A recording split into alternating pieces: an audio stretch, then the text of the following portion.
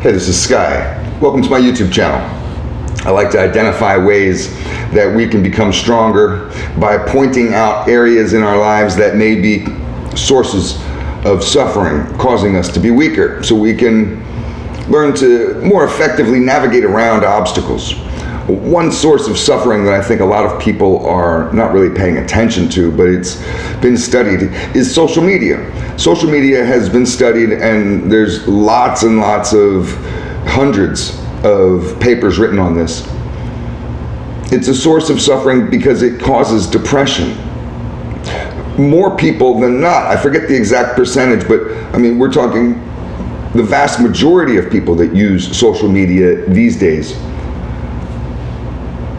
get anxiety or depression from it. One of the reasons is because they're not using social media properly. Are you using social media properly? How would you use social media properly? Well, one way would be just simply to interact with your friends, right? Hi, how you doing? What are you up to today? I miss you, that kind of stuff. And you just really get off on interacting with your friends. Maybe they live in another state or another area. That seems to be what social media is for, but a lot of people don't really use it for that. For example, I have, I think, 750 people on my Facebook page, and I know all of them. I know every one of them. I can look down the whole list and I know exactly who every one of those 750 people are. They're not all close friends, obviously. I'm not that popular. But I know a lot of people. Nobody on my social media, on my Facebook, is sending me messages to like ask me how I'm doing, what's new. Nobody's interacting with me like that anymore. We used to, maybe about 10 years ago, particularly when MySpace was popular, and then the beginning of Facebook. 2008, 2007, Facebook was still purely just social. And then somewhere it turned into this promotional tool where it felt like every single person was using social media as a way to promote themselves. Facebook, Twitter, and Instagram particularly.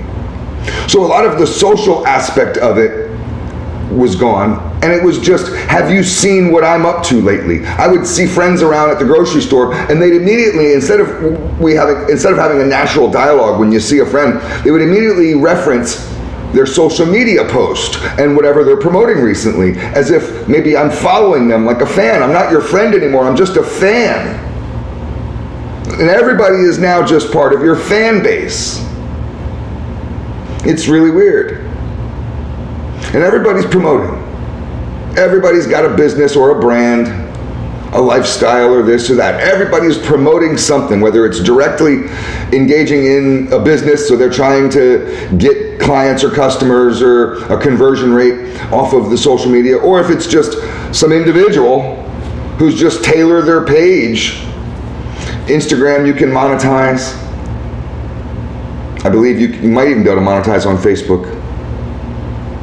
And people have these lifestyle brands that, I know a girl who does this on Instagram, and sure, she's beautiful, and she posts all kinds of hot pictures of herself, and now companies selling products have approached her and said, will you promote my product? Your page has so many followers. And what happened to just interacting with friends? That's what social media is about now. It's about promotion, and people get into this narcissistic pattern of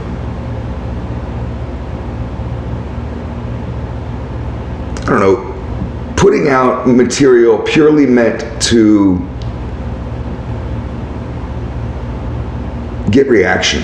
So that you're just putting out a tweet or a picture on Instagram or a post on Facebook purely just for the likes, for the amount of attention. And you think about it all day, checking back about the attention that you got, the interaction that you got. And you get it. And the interaction isn't an exchange of ideas.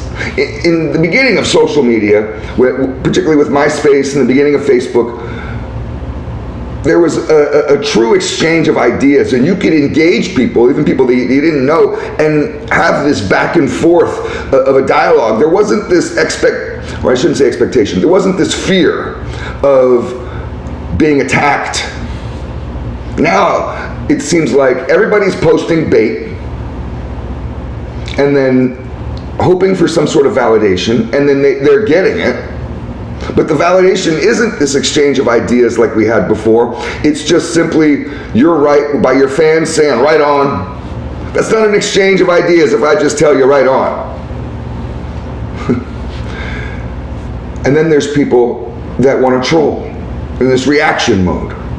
And people just scroll down their fucking Facebook page or their Instagram feed or Twitter feed, just looking at everything that's on their little wall and reacting to it. I like this, I don't like this. They'll post a little right on man or a fuck off, what if it's something politics or something they don't like.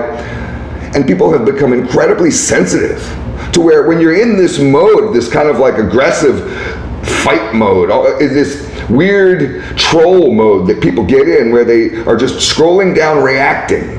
Even if you react to everything positively, it's still a form of trolling, simply in the sense, I know people look at trolling as negative, but it's simply the same type of action of mindless reaction.